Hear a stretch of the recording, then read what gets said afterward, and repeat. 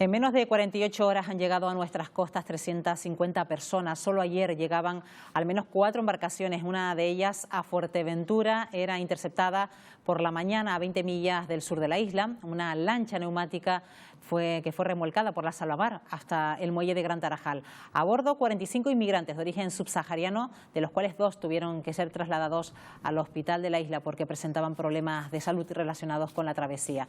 El resto, una vez fueron atendidos por Cruz Roja, han sido trasladados hasta el muelle de Puerto del Rosario, donde permanecerán las próximas 72 horas y donde se les realizarán las pruebas PCR para confirmar si están o no contagiados por la COVID-19. También se nota un aumento en la llegada de migrantes en estas embarcaciones a la isla de Lanzarote, 175 en lo que llevamos de mes. En la última viajaban 41 personas, entre ellas una mujer y 10 menores. Fueron los propios ocupantes de la barquilla los que llamaron a los servicios de emergencia cuando estaban en una situación muy delicada. El motor de la embarcación se averió cuando se encontraban aún a 3 millas de la costa.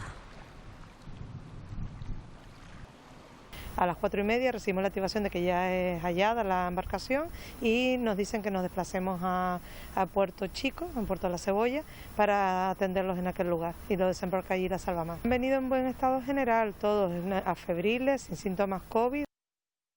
Es evidente que la tendencia en la llegada de inmigrantes en patera a las islas está aumentando. Los datos de lo que llevamos de mes de septiembre respecto al año pasado son claros, 1.302 personas más que hace un año, pero en ningún caso podemos comparar la situación actual con la llamada crisis de los cayucos del año 2006.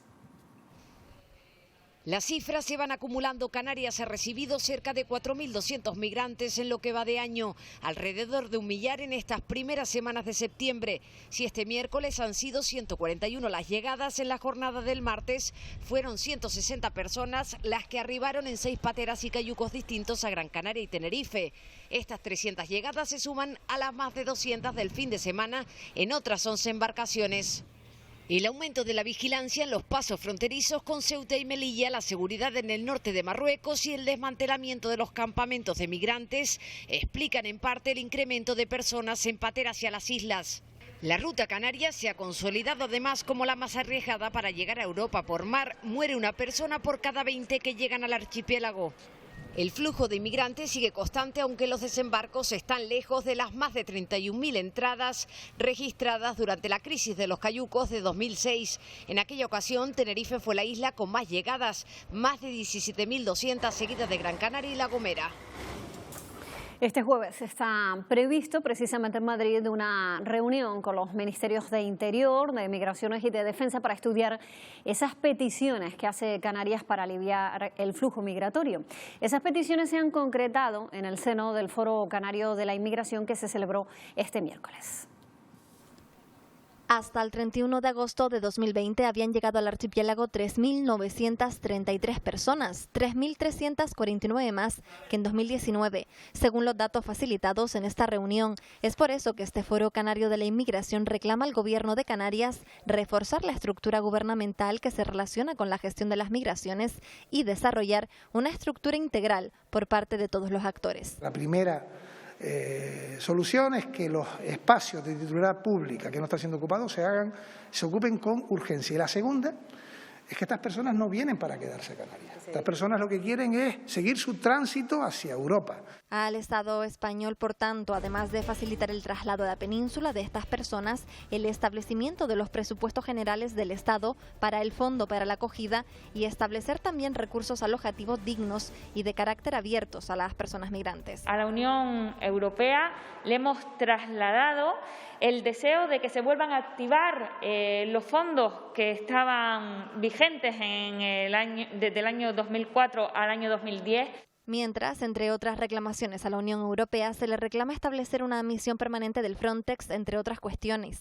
Todo para acabar con las imágenes de estos días de personas durmiendo a la intemperie en los muelles de Canarias. Este jueves está prevista en Madrid una reunión interministerial con los ministerios de Interior, de Migraciones y de Defensa para estudiar las peticiones de las islas. No nos olvidemos que en esas pateras y en esos cayucos también viajan menores y de ese asunto vamos a hablar a continuación con Irache Serrano, directora general de Protección a la Infancia y a la Familia del Gobierno de Canarias. Señora Serrano, ¿qué tal? Muy buenos días. Hola, buenos días, ¿qué tal? Bueno, menores que pasan a ser tutelados por el Gobierno de Canarias. ¿Y de cuántos menores extranjeros no acompañados podemos estar hablando que ya están bajo la tutela del Gobierno de Canarias, teniendo en cuenta también los que han llegado en los últimos días, en las últimas horas? Pues las cifras bailan todos los días precisamente por eso, por las nuevas llegadas.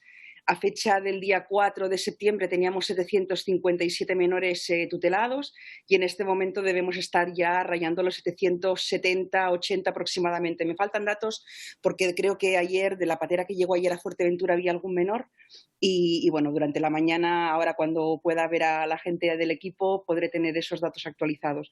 Pero estamos alrededor de los 770 menores. Hay, señora Serrano, muy buenos días, suficientes sitios para acoger a esos menores que además tienen una situación sensible, una situación diferente a la de los adultos. No, la verdad que hay espacios, pero los espacios que hay ya los estamos ocupando, ¿no? Yo creo que hemos tenido mucha suerte con que algún ayuntamiento tuviera sus albergues municipales libres en un momento determinado, pero ya hace varios meses que nuestros niños y niñas están alojándose en diferentes albergues, en Ayagaures, en Tejeda, en Moya, y luego bueno, hemos tenido que abrir algún otro recurso que eso tiene que ver con inmuebles que hemos podido contratar, alquilar para ese uso, porque hay una escasez importante de recursos alojativos. Y yo creo que eso es, para mí en este momento, el eje principal. Si tenemos suficientes recursos alojativos, podemos dar respuesta. El problema viene cuando no tenemos esos recursos, porque además con los niños y con las niñas tenemos una dificultad a la hora de alojarlos. No nos sirve un polideportivo, no nos sirve, tiene que ser una estructura, una infraestructura que garantice el derecho de cualquier niño o niña a vivir en un entorno mínimamente seguro, ¿no? Entonces ahí sí que empezamos ya a tener problemas, sí. El otro día precisamente la alcaldesa de Mogán, Onalia Bueno, daba una rueda de prensa precisamente a pocos metros de esas carpas del muelle de Arguineguín. Se quejaba especialmente de la convivencia de menores y de mujeres junto a los varones. ¿Qué protocolo se sigue, señora Serrano, o se debería seguir cuando un menor llega a puerto? ¿Qué proceso se pone en marcha? Y teniendo en cuenta también la excepcionalidad de estas circunstancias actuales, que es los protocolos que también implica esta pandemia, la COVID-19. Sí, hay que tener en cuenta que el Gobierno de Canarias tutela a los niños y niñas que vienen no acompañados. Eso es importante. Hay muchos niños, incluso bebés, que vienen con sus mamás y si bien es cierto que en este momento estamos asumiendo la guarda provisional de algunos de estos menores que vienen con sus mamás en lo que se puede demostrar la afiliación, es decir, a través de la prueba de ADN, que son sus hijos, también los estamos guardando, ¿no? No tutelando, pero sí guardando.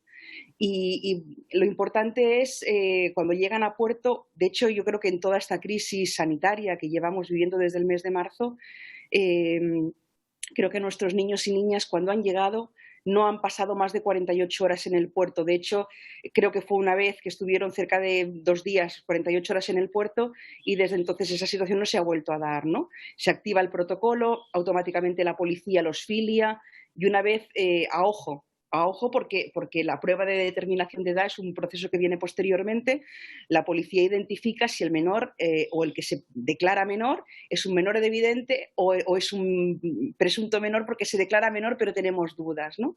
Entonces a partir de ahí se activa el protocolo, la policía suele avisar en este caso a la entidad pública pero también a la entidad colaboradora que gestiona el recurso para acoger a los niños y niñas migrantes en el periodo de cuarentena.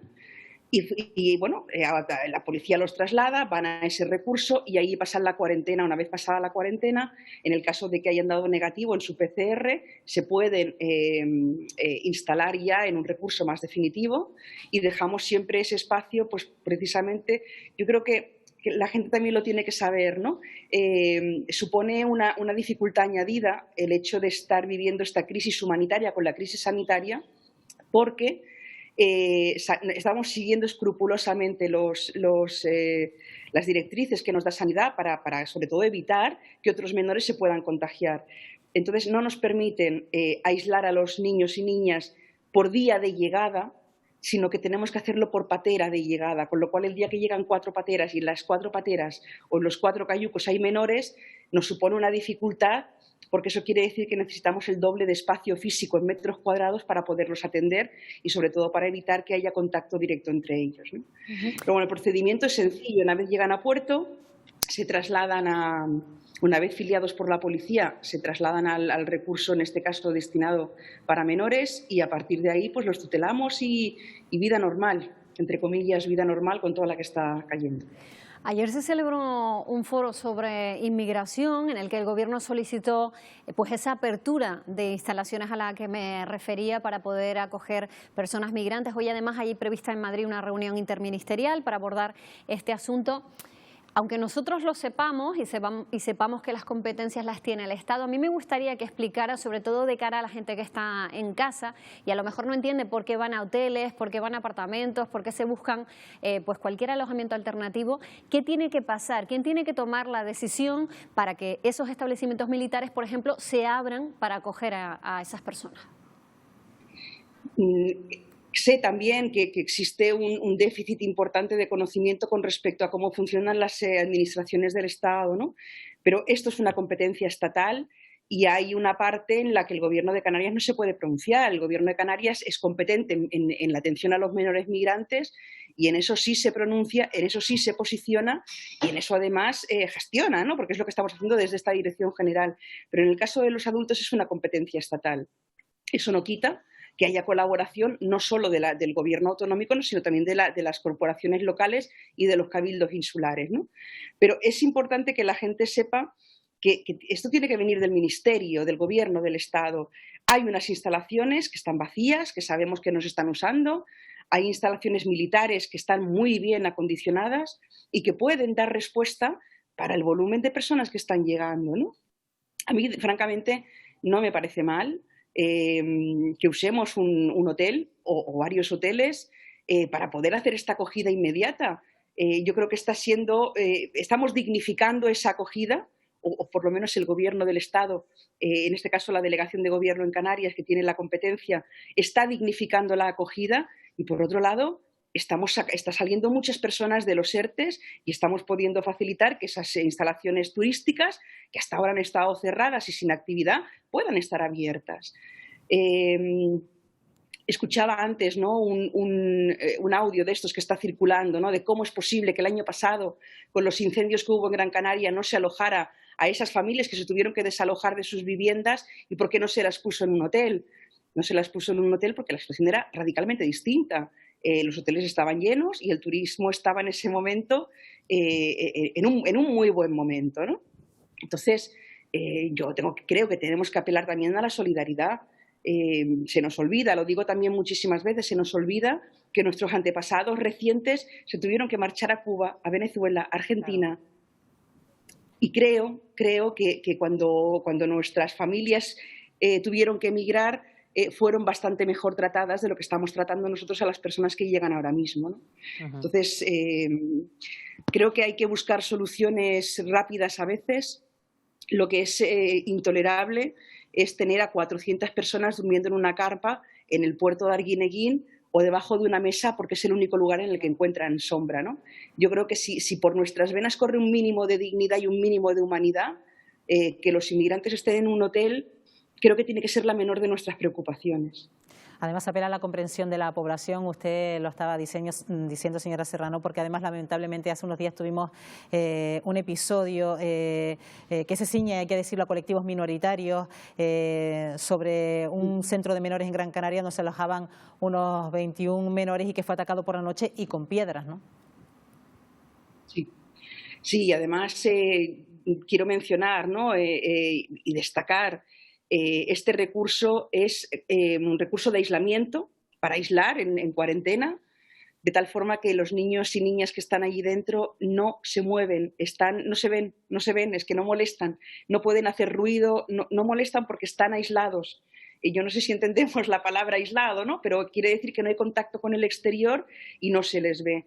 Y es realmente condenable, yo lo condeno, que una serie de energúmenos o de personas parafraseando a Rufián ayer, ¿no?, que hablaba de anormales, de situación anormal, que una banda de gente anormal se fuera a tirar piedras a un recurso y a un sitio en concreto donde hay unas ventanas que son las ventanas en las que detrás hay niños de 11, de 10, de 11 y de 12 años durmiendo.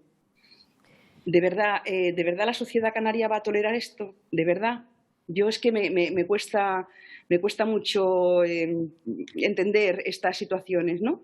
Porque sobre todo creo que son niños, y cuando ya no son niños, que son los adultos que están llegando igual, es que no son migrantes solamente, son personas por encima de todo. Insistir también en que la voluntad de ellos no sería salir así, desde luego, desde sus países de origen, porque a nadie que se ponga en su lugar se le ocurre coger a su hijo pues de aquella manera, sin medios y sin nada, y meterse en una barquilla que no cumple ni las mínimas condiciones de humanidad, y trasladarse a otro país donde no conoce a nadie, donde no habla el idioma y donde no sabe lo que le espera. Partiendo de esa base, quería preguntarle qué porcentaje de menores, cumplida la mayoría de edad, tienen oportunidad de lograr un empleo, una autonomía, de conseguir una vida relativamente normal.